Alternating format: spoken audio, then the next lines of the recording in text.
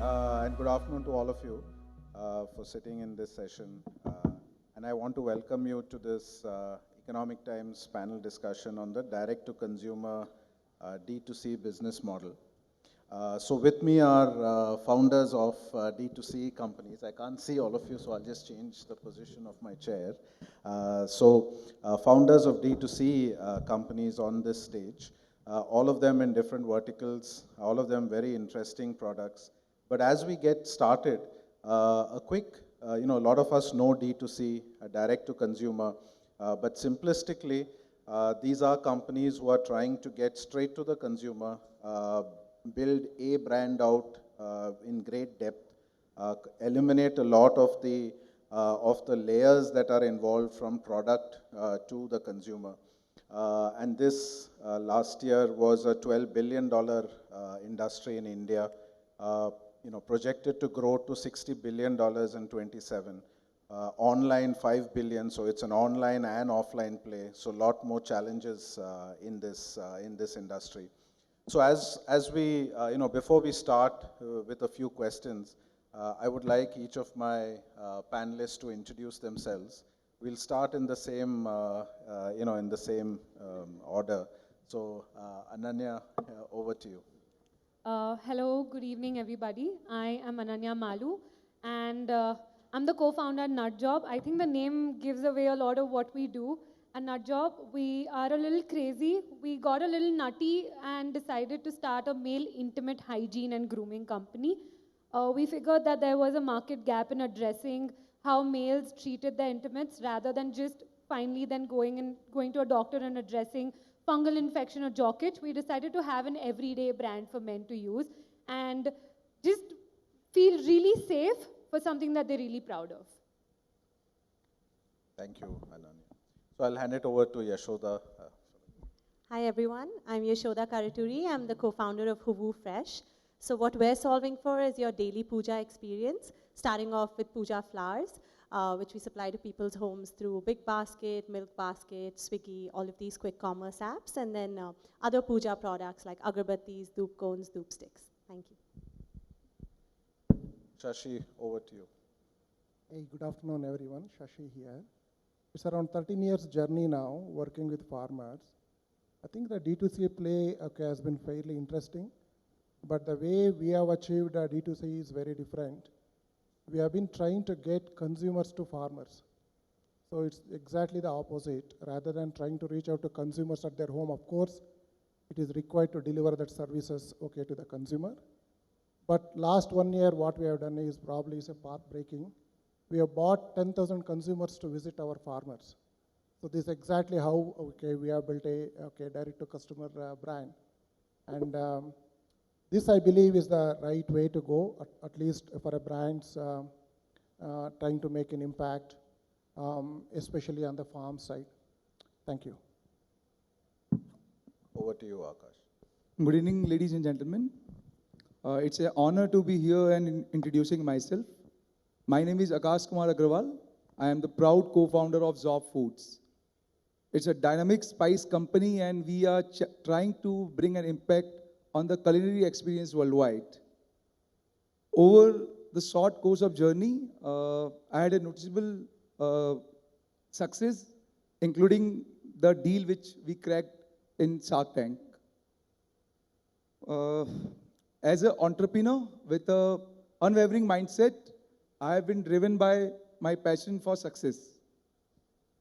I had privilege to diversify my family business and created a journey for me from steel industry to food industry.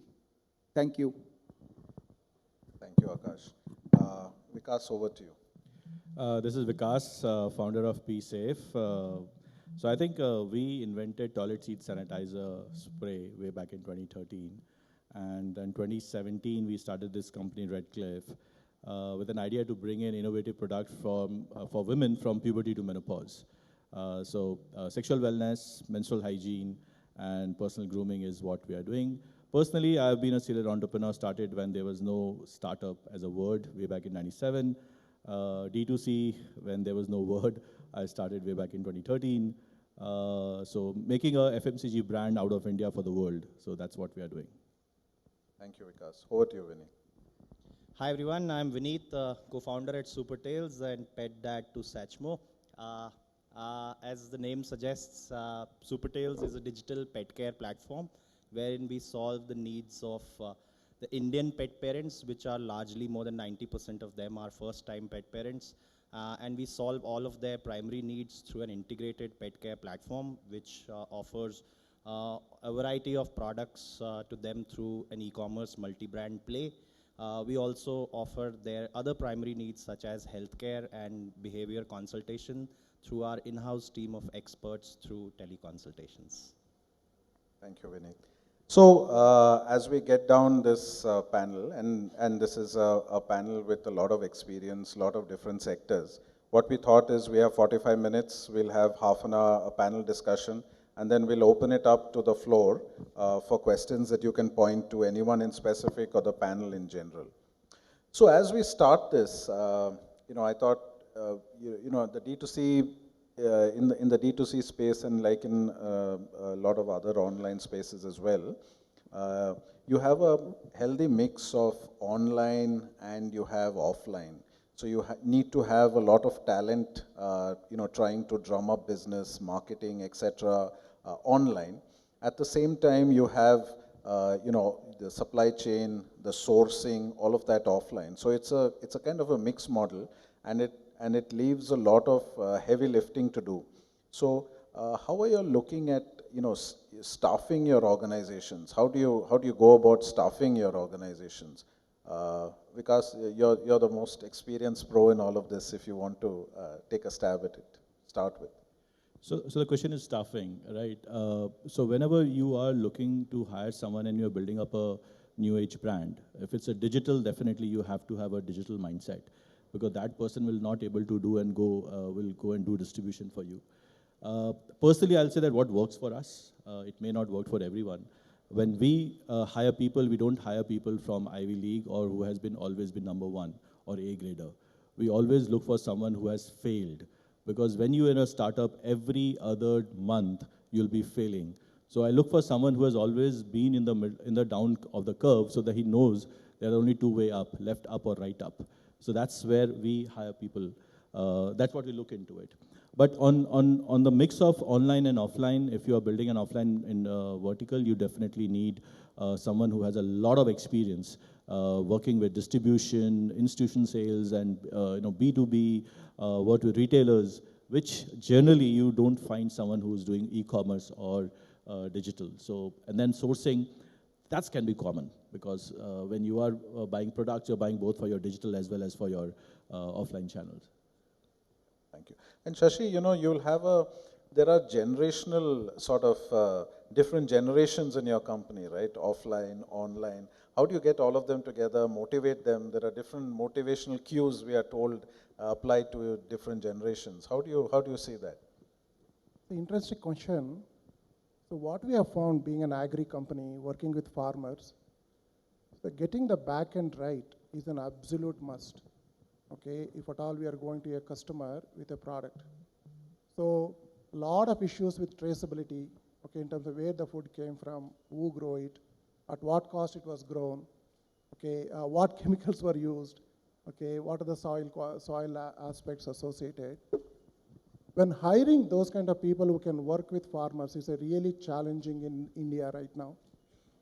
Guy who can get up in the morning at 6 o'clock on the bike and be in a farmer place, it's very difficult to find.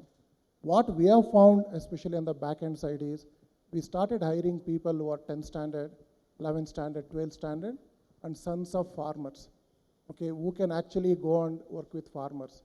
At least they have got some connect with farmers and make it work. So this has been a huge training exercise. Every 100 people whom we hire, okay, we have found around 5 people staying. Okay, that's a difficult job to make the back end work. Of course, on the front end, to answer your question, the hiring has been fairly okay. I think you find a lot of people who are in sales and marketing and distribution. Talent is available, but in the back end is what we find a little bit challenging. And companies like us require huge training infrastructure, screening infrastructure to make it work, especially on the back end. Thank you, Shashi. And Ananya, really, in this space, it's a lot about marketing. It's a lot about going to market. You can't be coy about the marketing, and you have to be out there. So, how do you build a marketing strategy? Because that's very important, right? With all your social influencers, a lot of online sales. So, what's your marketing thrust? And then how do you look at newer areas to enter? You can't, as a D2C brand, you can't cover the whole country at one shot. So how do you look at the next, how do you start the marketing? How do you engage with influencers? Or do you engage with influencers? I think as a founder, you need to do everything that you can. But for me, my marketing begins with a completely different department, which is a customer service team, where I get to really hear what people who've bought the products think about it. So those are the people that I need to absolutely target when I'm messaging even influencers, right? What was the need that the people who actually bought the product were looking for when they actually converted after watching an ad, right? So I think that's something that's really important. A lot of our marketing strategies are based on the conversations that we had. I, for one, really make sure that I do a set of calls on a daily basis with my customers so that I understand what didn't work for them. So that is something that we work not just on the marketing end of things, but also on product development side of things. For marketing, I think we try to be really funny about things. This is a brand that's still very taboo to talk about. So I think that something that makes you laugh, something that makes content shareable is something that really works for us here at Nuutjob. I think the name also gives it away. We try to be crazy about it. We try to not stick to a certain route. We try to have fun while also doing it. I, for one, try to take jokes onto me. I think once when we did also go on to Shark Tank, I was really nervous before going in there. But something that my dad told me is that it's okay if they make fun of you. It's just something that they'll remember you by. And that's something that the essence of Nuutjob truly is, to be really fun, to really not care about what people think about you, but to talk about what's really important and needs addressal. So that's something that we put in our marketing campaigns as well, to be funny, but to be educative while we're being funny. So a marketing strategy that is a little bit, you have to be aggressive in the space that you're all on D2C. With influencers and with false, with false reviews, one has to be careful in this space. And Nuutjob probably is very different in that you won't have too many competitors out there. But there are, Me Too, similar products. How would you try and differentiate, Akash, in your space, in the space that you're in, there are already multiple players. And when you go out, how do you try and differentiate yourself in the marketing campaigns?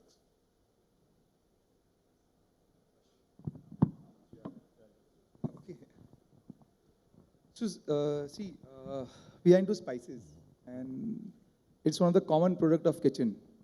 And spices used to be sold in the offline market, in the kirana stores. So when we started, we started with selling through kirana stores in 2018.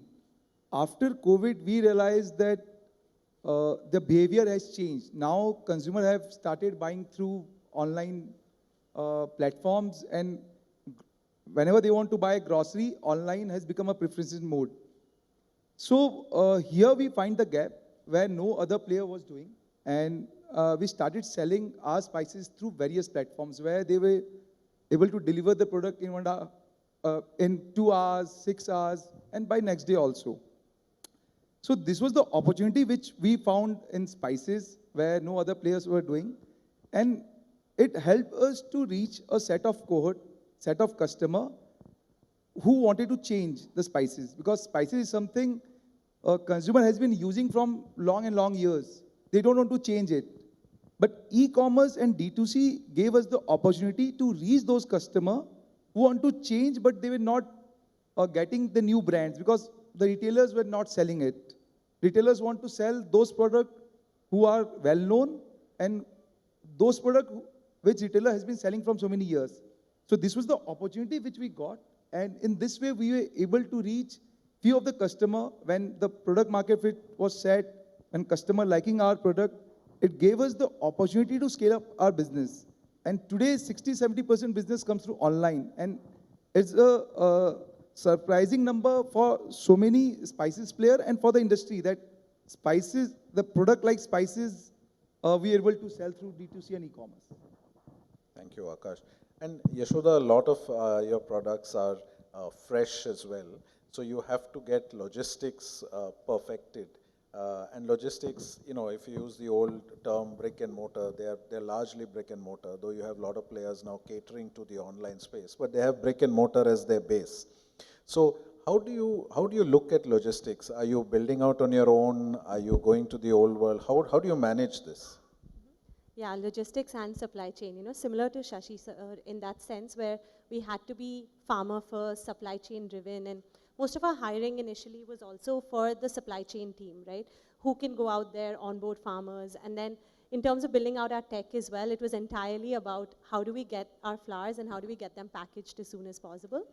And in the beginning, I had to build my entire last mile logistics team too. So we would have, runners every day who would be delivering the flowers and everything. And then we took a step back and we said, okay, right now the shelf life is very low. So I have to do all my logistics. I have to do my entire marketing, front-facing customers, back-end, everything. But if I can extend this shelf life a bit, or I can look at this problem in a different way, then my business becomes easier to run. And that's how we got into innovating on the shelf life, did a lot of research, and extended the shelf life of the flowers from 2 days to 2 weeks. Once we did that, the way we looked at logistics and just marketing the product totally changed. Till then, I had to do all my deliveries myself, but after that, I was able to go to quick commerce platforms like a Big Basket or anyone. And even then, when I would approach them, they're like, everybody wants flowers, there is demand, but I'm not going to list you because I'm going to get a lot of dump. But when I was able to prove to them that our flowers stay fresh and they don't have any dump because of that, then the entire process of last mile and also visibility, right? Being on an app like Big Basket versus just trying to acquire customers on my own is very different. So taking that step back really helped and saying, okay, these are the problems, these are solvable, and I have to come up with an innovative way to solve it. These are not solvable, so I have to, focus on them a lot more. So I think for D2C, the support ecosystem has been built out in India. So you have players and everything. Vis-a-vis, say, 10 years back when probably Vikas you started it, the support system was not as much as it is. I'll just shift to Vineet. Vineet is in a unique business, large globally. He never gets feedback from his direct customers. He influences the parents of his customers. How are you seeing the urban-rural market, Vineet? What do you see urban? Now, it can be a myth that it's only urban that has all the, the demand, but that we all know that that's not true. So how are you seeing it in the business you have? Ours is a very interesting category when it comes to, the divide between urban and rural. Most of the people sitting over here would, say that their categories started or would start in urban areas and then would probably stem into tier 2 and tier 3 cities. Now for pet care, all of us would recall that when we used to sit back in our hometowns, which were tier 2 and tier 3 towns, we always have had dogs. The dogs were functional in nature. They would be maybe shelter dogs or dogs at our farmhouses. Now, this is one category which started in tier 2 and tier 3 and is getting urbanized now, which is very different from all other categories which, go the other way around. Which is why, we have a healthy mix of almost 55% of our demand coming from tier 1, but 45 to 50% of our demand coming from tier 2 and tier 3 cities as well. What is also happening is, in both of these markets is that the pet owner is changing to the pet parent, and in urban it is not even a pet parent, it is a pet sibling now because of the Gen Z adopting pets.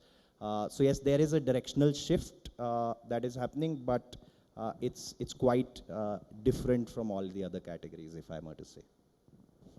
So there is a market, and if you put your mind and might to it, there's a market for almost everything if you cut it out, appropriately. So very interesting. The other question is, a lot of D2C brands, growth is always, how to grow.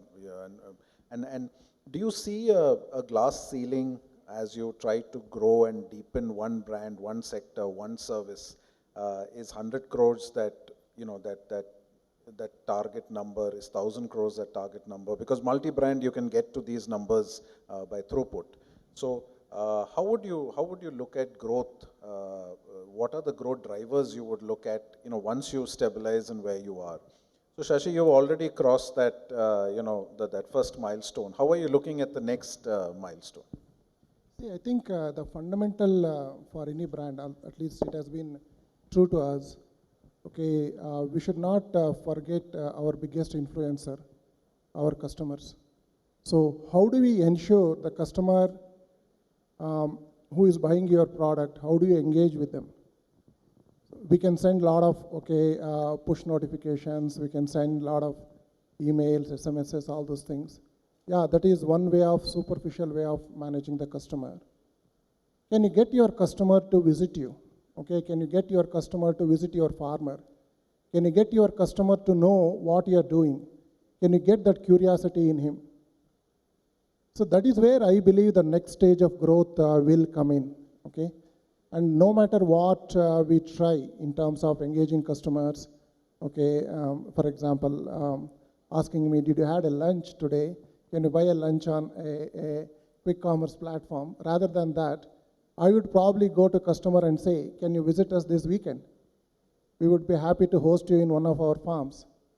That is where the growth will come in. That's where the real influencers, okay, will talking to you. I think the second part, okay, we have at least been able to crack is, there is no need to be really very, very aggressive on growth. What we need to really focus is, you need to retain the customer whom we have acquired. In the mirage of, chasing the growth, I think we forget the existing customer. This is called jumping over the business. Never ever do that. So that's where, these are the two important things, at least in our journey. Today we are around 300 crore ARR business. And we have reached there in 13 years, okay? In a dairy industry, the people would really laugh at it, okay? 13 years, just 300 crore ARR. But it takes time to really build a, good growth and retain customers. It's very, very important. So Ananya, you may not be able to really call people over and ask them to try out. So how would you look at the growth, the next stage of growth? And we'll follow that with Vikas for you to just add on. I think a lot like what Shashi sir said, we believe in personalizing personal hygiene. So talking to a lot of the customers going forward, I think that helps me also know, because I do not have the part, so I don't know what to make, right? So a lot of conversation with my customers helps me understand what truly is something that the market needs. The company was started on the idea of communicating with who the actual customer is. So I think that's something that will help me grow. And I think, like I mentioned before, communication with the my customer team, I think that's really important. That's the most important part of the journey. And the more that I communicate with people is how the growth happens, and how I personalize personal hygiene for them. So rather than just being something that they think is taboo, to being something that they truly love and using every day is going to be a journey, and I really hope to make it to their bathrooms super soon.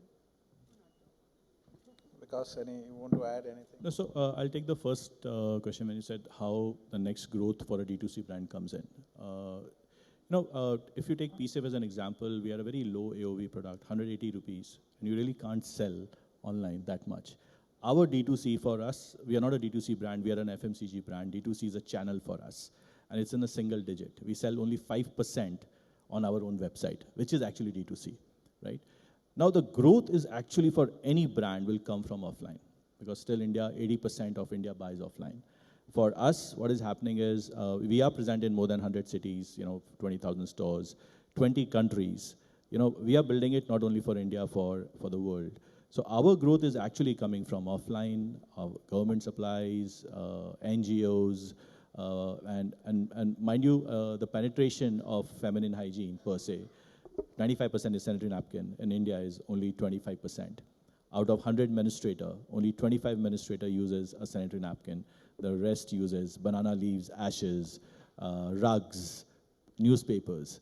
So for us, the opportunity lies there. The entire 75% we can go for. But we have to go offline. And we have been doing this for the last 5 years. And Yeshoda, how would you look at, the space that you're in is very close to the heart, and it can be very large in some parts of your business, export as well. So are you looking at only an India market, or is it, is there export involved in what you're thinking of? And how would you add to your product line? How would you deepen your product offering? What would you consider? Exports, definitely, there's a lot of potential, and I can't tell you the number of messages I get every day to send our flowers to like Australia, America, and other places. But right now, our focus is India, just because the market here itself is so big, and there's so much that we need to do to penetrate the market that have taken that conscious call.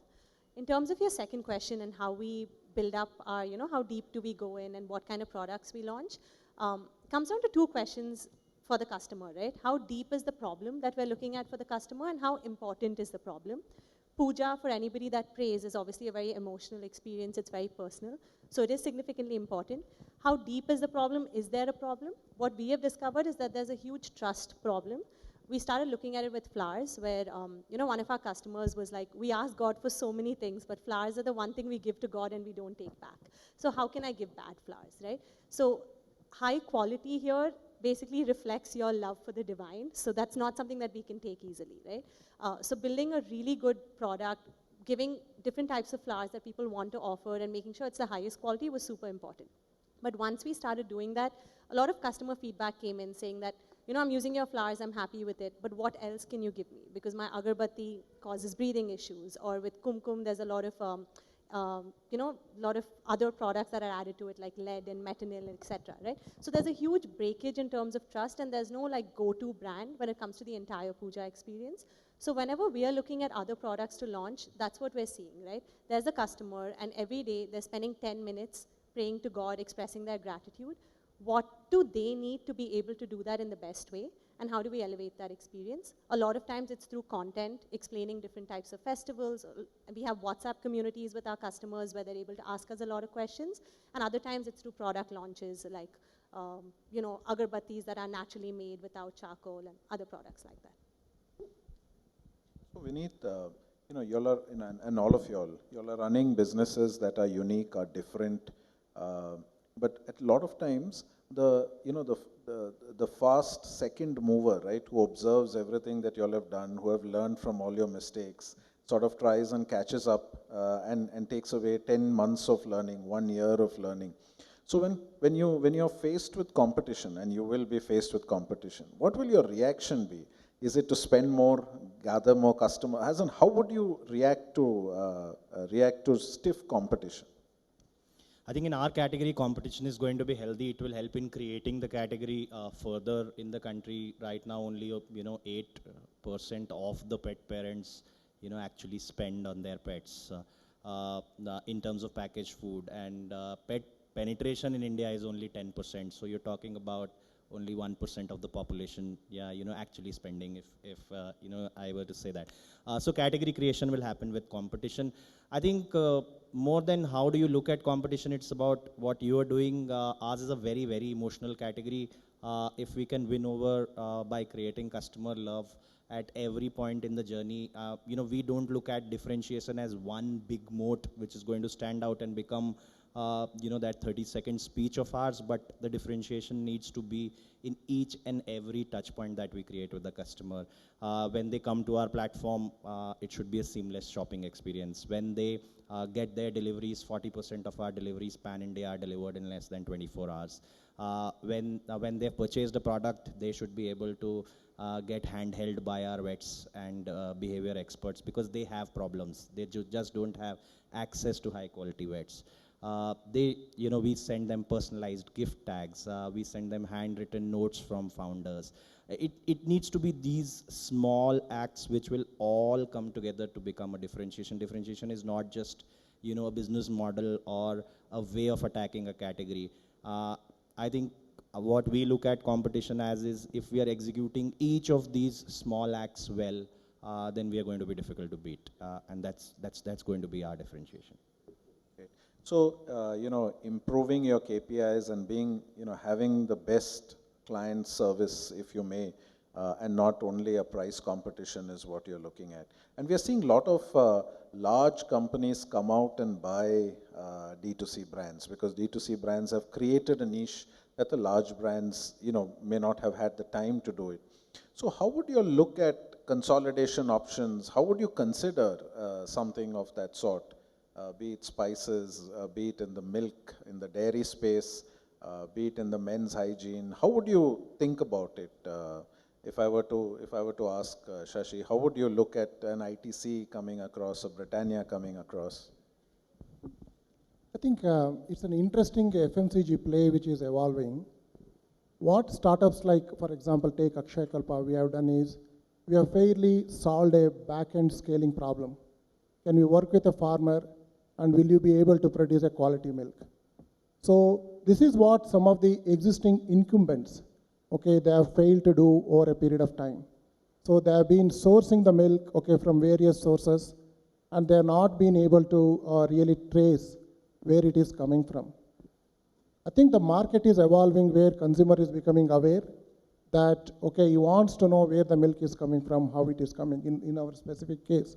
So therefore, the existing FMCG brands definitely will look at saying that, hey, these are the guys who are there and solve these problems. Okay, they will be definitely going to add a lot of value to our portfolio. This is one area where I believe some of the D2C, okay, play will evolve. The second area where I believe, okay, this is my personal belief, is we should be solving two problems. Convenience is not a problem. Okay, I think convenience, in my opinion, is a made-up problem. Okay, there is nothing wrong, okay, in consumer walking up to a store and picking up a product. There is nothing wrong with it. Offline, okay? We will continue to see a offline play. And D2C as such and the convenience play we can't sell, okay?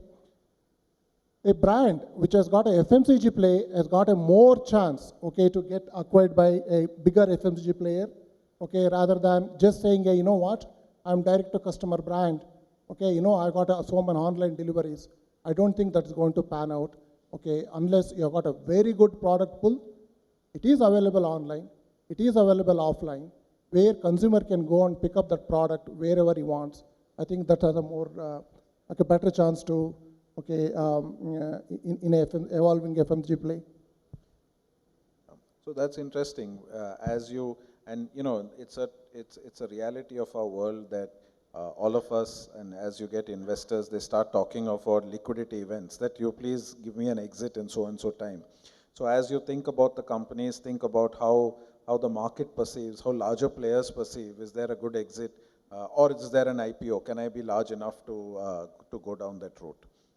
So with that, should we open a lot of interesting thoughts on how you would select the business, how you would engage in marketing, how you would diversify urban, rural, the mix, the divide, online, offline, differentiated products, new categories.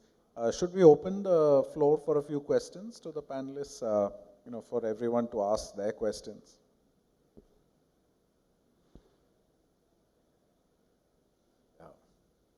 Usually the moderator doesn't have to go down to hand the mic, but...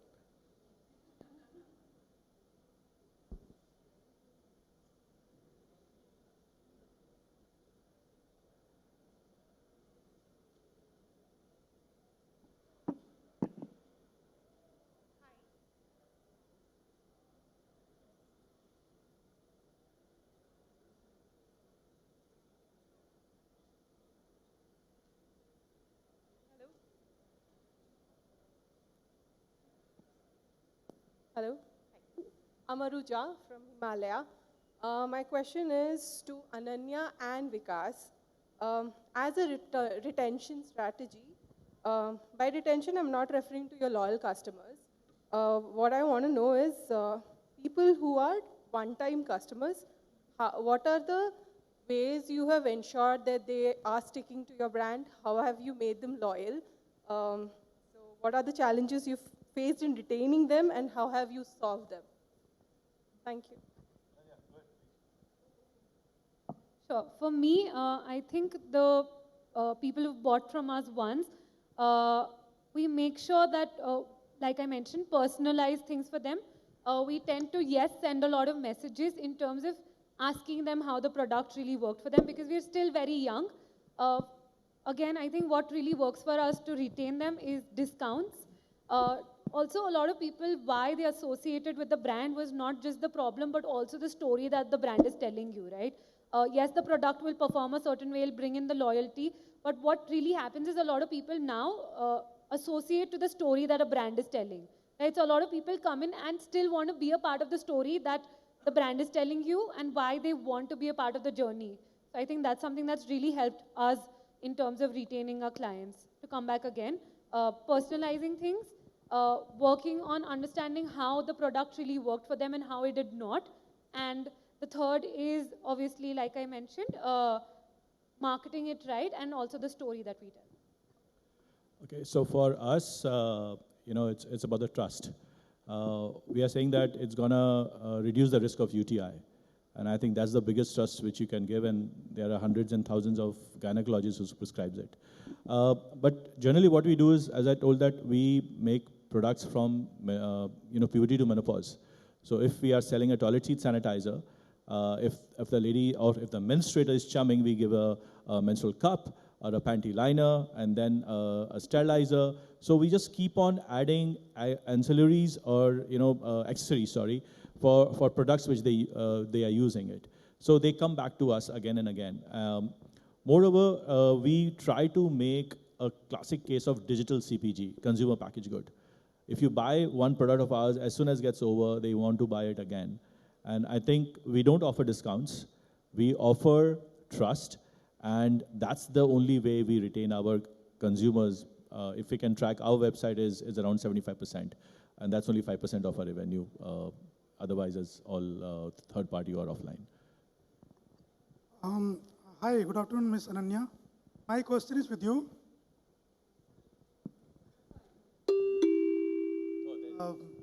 Maybe your father is James because I have seen your Shark Tank episode. It was great. Once you got offered by the Sharks and thereafter you went outside and spoken to your father or maybe your uncle, and they told you, okay, that's your business, you can take care of it. I just wanted to know, you are living in India and where the people are not even moreover conscious about to talk about the women hygiene. Not even they are a little bit offended to talk about the menstrual hygiene. But being a lady in India, you wanted to start a company who is going to take care of the men's hygiene. Have you got offended by your circle, by your friend circle, that why you are doing this? You should take care about the women hygiene, being a women. So what inspired you to start this business? Okay, we've got a very similar man who's running a female hygiene product. So maybe he could also answer that. For me, I come from a very privileged family in terms of I have always had the liberty to ask my father questions. You know, it was never like कि पापा से ये मत पूछो, mummy से जैसे भी बात कर सकते हो. But I think I'll tell you one very interesting thing. When we started Nuutjob, surprisingly, the men in our family, my father, my dadaji, and my father's brother, who's Anushri's father, supported us like nobody else. However, we faced a lot of backlash from our mothers because they thought कि यानी तुम ये करोगे तो कौन सा लड़का तुमसे शादी करेगा, right? So I think that's where my privilege came in कि लड़कों ने मना नहीं किया कि ये कर सकते हो, लड़कियों ने मना किया. So I come from a very privileged mindset wala family where the men in the family said, no, go ahead, do it, we'll support you no matter what. And that again was the reason why I could communicate with my father to understand what male intimate hygiene truly is and why nobody in India was truly addressing it. Yes, there were a few products.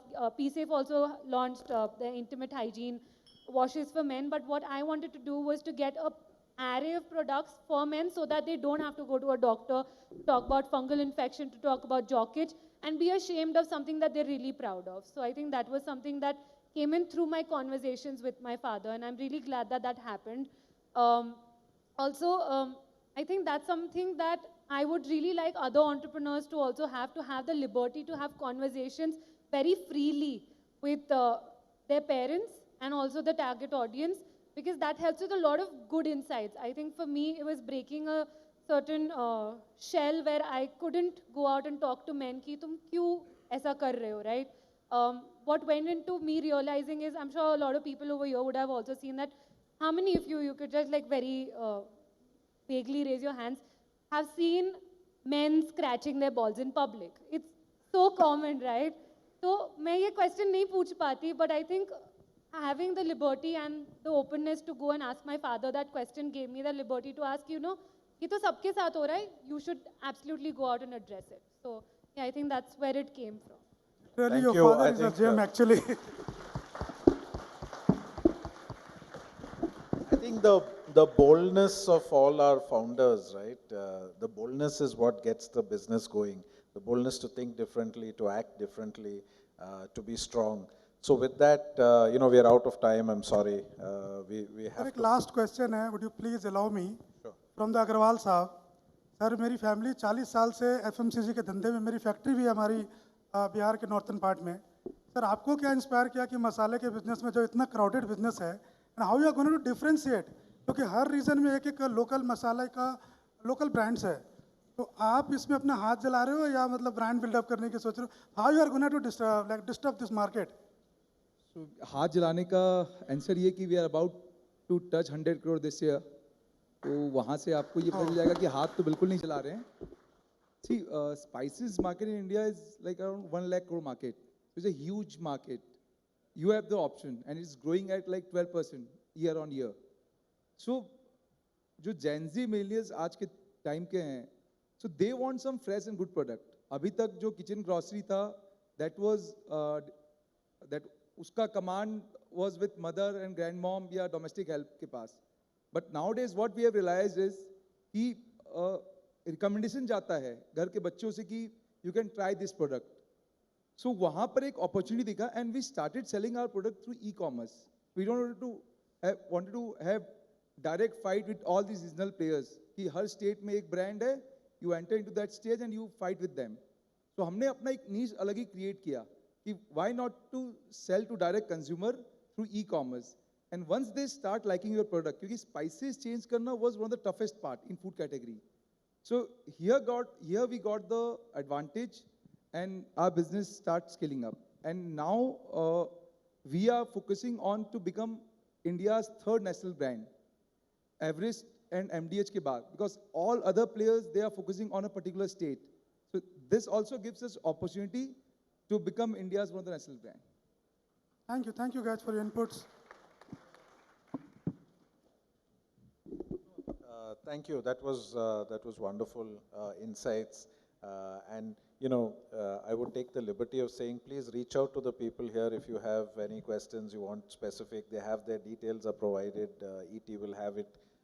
So great founders looking at niche areas. It's very hard work. Roll up sleeves. They all look very happy and pleasant here. But I can tell you, Vineet will have a beard as long as Shashi's if he keeps at it. So all the best, I would say, to all of you, and thank you for participating.